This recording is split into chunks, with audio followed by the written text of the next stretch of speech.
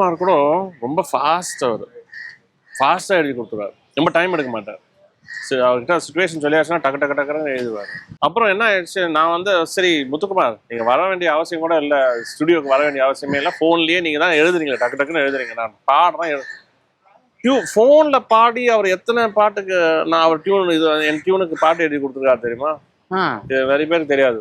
என்னென்ன பாடல் ஏதாவது ஞாபகம் இருக்கு? எனக்கு நிஜமா அப்படி பார்த்தா ஞாபகம் இல்லை. நிறைய பாட்டு அந்த மாதிரி எழுதி கொடுத்துருக்காரு. ஓகே. ஃபோனில் வெப்பம்ல கூட மலைவரும் அறிகுறி, மனைவர் வரைக்கும்லாம் ஃபோனில் எழுதி கொடுத்தது.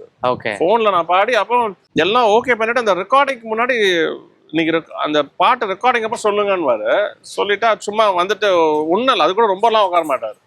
ஒரு 10 நிமிஷம் 1/4 மணி நேரம் கரெக்டாக தான் இருக்குது, எல்லாம் கரெக்டாக தான். எனக்கு டவுட்டு, ஏன்னா ஃபோன்லேயே பண்ணோம் இல்லையா, அதனால எனக்கு டவுட்டு ஆனால் நல்லா இருக்குது, பிரமாதமாக இருக்குது.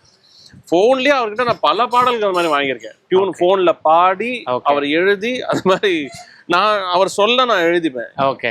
ஃபோனில் சொல்லிகிட்டே இருப்பார், செல்ஃபோனில் பேசிட்டு நிறைய எழுதியிருக்காரு. அவர் சீக்கிரம் போனது இழப்பு தான். நல்ல writer and fast worker, fantastic talent our.